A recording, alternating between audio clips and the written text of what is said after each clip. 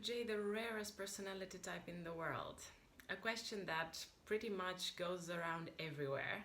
People are always wondering whether INFJs are really that rare as people assume them to be. To be honest, my answer is I really don't care. Most of the statistics do show that INFJs are quite rare, but it is a bit unclear in my opinion exactly what the percentage is. So who is the INFJ? What about this personality type?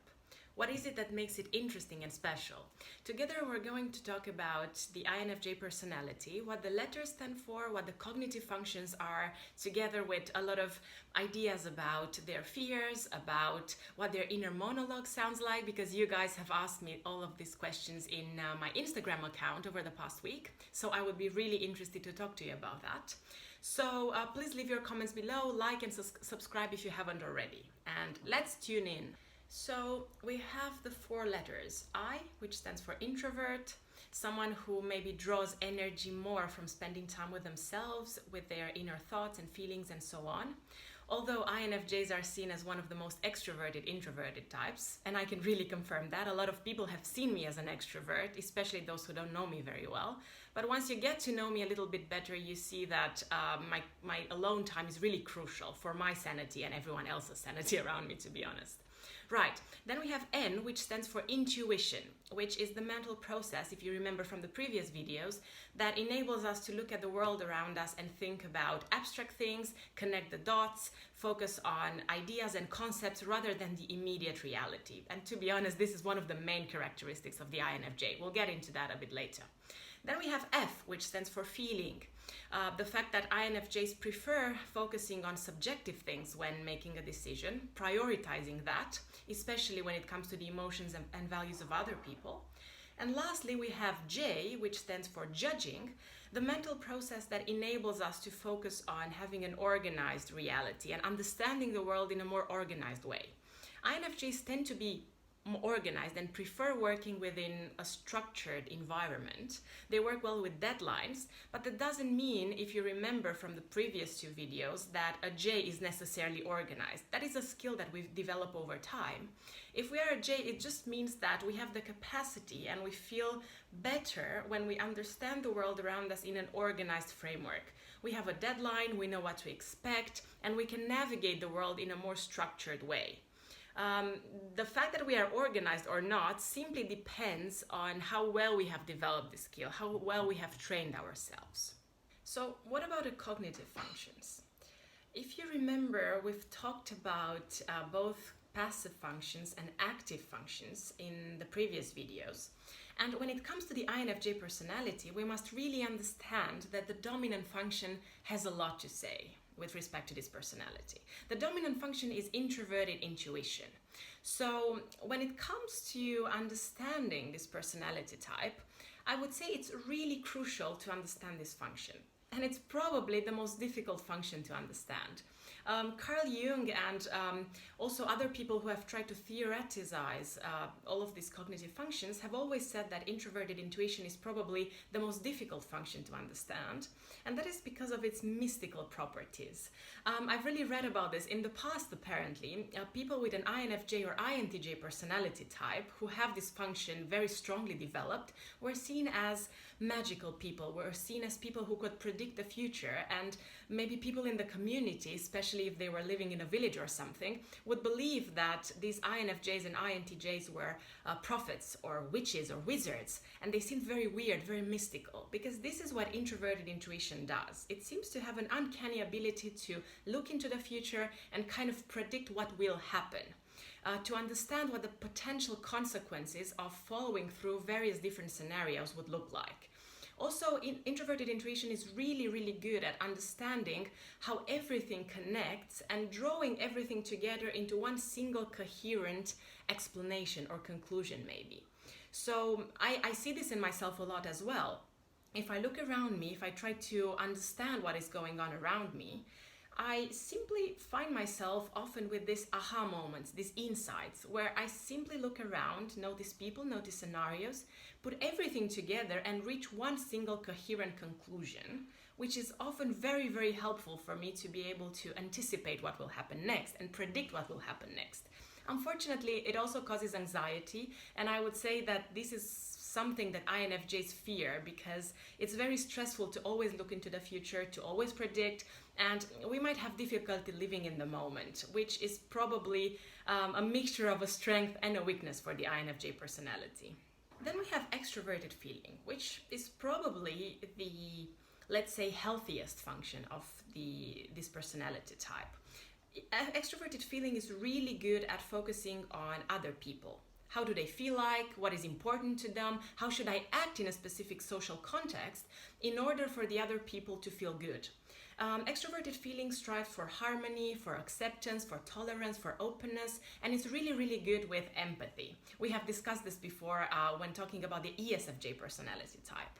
INFJs find it really easy to understand other people, to understand what they need, how they feel like. They're very empathetic, and there's a lot of jokes in the online community that INFJs often absorb the feelings of the people around them in such a way that sometimes they're confused.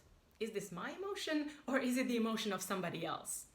But to be honest, despite the difficulties that might come across when you're very empathetic, INFJs are really good usually in jobs that involve understanding other people. So that would mean training, coaching, psychotherapy, educational jobs, HR jobs, everything that enables them to work with other people and understand what they're going through, because they do it with such ease that it often feels really, really good to them, and they feel really motivated to continue working in that kind of an environment. And I can really confirm that myself.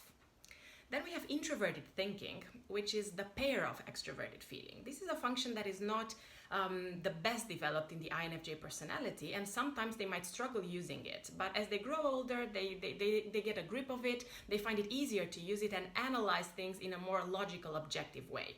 So this means that when making decisions, a more mature INFJ will learn to balance between extroverted feeling, which focuses on what is important to other people, and also introverted thinking, which refers to what works for me.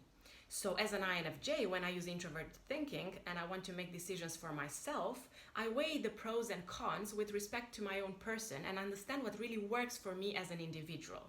And when an INFJ reaches the maturity to kind of switch between these two functions, life seems much easier because they're not so much of a prey to other people's feelings and values. They also take care of themselves and learn to maybe set more boundaries and be more logical and analytical, but they're also still able to relate to other people in a very empathetic way. The difficult part here might appear in situations when the INFJ kind of wants to get rid of this feeling part. It wants to stop feeling so much, it wants to stop being so empathetic, and the personality gets into this introverted intuition, introverted thinking loop. This brings about a very difficult time for the INFJ. At first, it seems like it's nice to stop feeling so much and be more objective and analytical. But it's never really healthy to get into a loop where you're simply introverted or simply extroverted. I've gone through this myself a few years ago.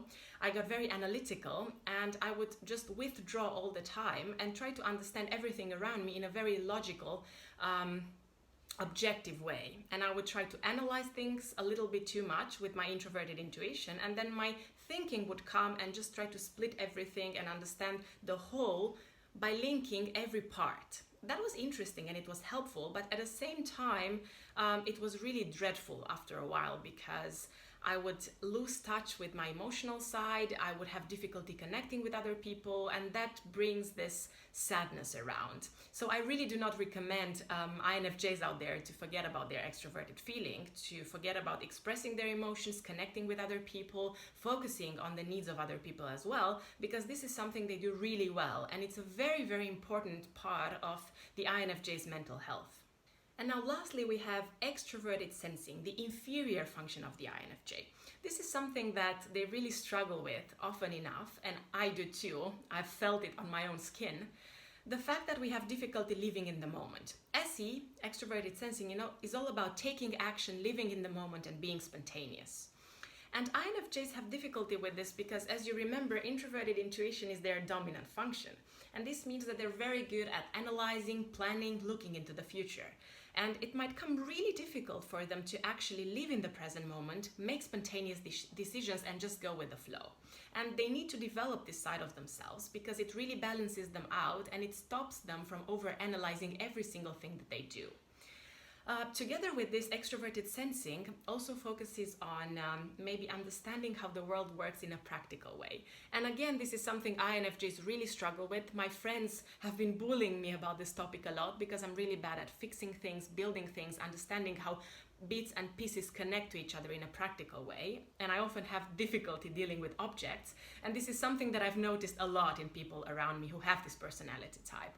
And it's really important for the INFJ to stop being cocky about their intellect and actually try to develop skills that are practical in the real world, because life also requires us to do that.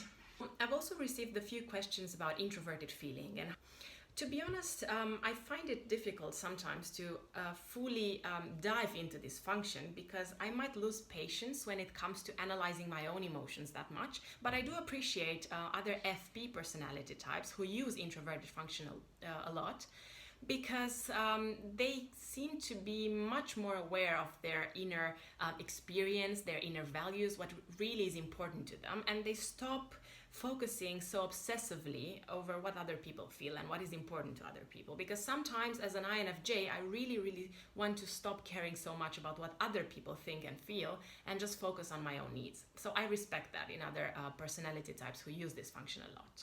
And someone else also asked me if introverted feeling together with introverted intuition makes you an INFJ. No. It makes you maybe an INTJ or an ISFP, because these two personality types use both introverted intuition and introverted feeling. Really not possible to be an INFJ who uses introverted feeling as a main function. So if you do have it, it means that you're an INTJ with a strong feeling side or simply an ISFP. So how about relationships? A lot of people seem to be struggling with finding happiness and fulfillment in their relationships as an INFJ personality, because we tend to be idealists who have very high standards of ourselves and of other people. And it's often common that the INFJ feels misunderstood. But I would say it's tricky when you really think that you're such a special snowflake simply because you're an INFJ. And it's very important to try to be better at communicating what you need and what you want, because in this way relationships become much easier for this type too. Stereotypically speaking, INFJs tend to get along very well with other dominant intuitives, so ENFP, ENTP and INTJ. In my opinion here, that doesn't always work. I find it very easy to communicate with ENTPs, but it's not always that easy with ENFPs. But it really depends, I would say, on the personality type. On the other hand, I think that INFJs tend to get along very well with other types that have the similar or the same cognitive functions as they do. So ENFJ, ESTP and ISTP. In this kind of scenario, sharing the same cognitive functions really enables us to have a deeper understanding of who we really are. And in my opinion, that is really helpful because you don't spend so much of your time trying to explain to other people what goes on in your inner monologue, what goes on when you make decisions, because the other person finds it easier to understand you. And it's also easier for you to understand other people. But in general, because INFJs are so empathetic and in tune with other people's feelings, they tend to get along very well with most types. I would say the difficult part comes with ISTJs and ESTJs, because they're complete opposites of who we are, and some communication issues really occur there. But again, depending on your maturity level, depending on your openness, on your values, on your experience with life and other things that make you a human being, that can change a lot. So thank you guys, thank you a lot for watching. I hope you enjoyed this video. Please like and subscribe, comment below, and also please let me know if you're curious to know anything else about the INFJ.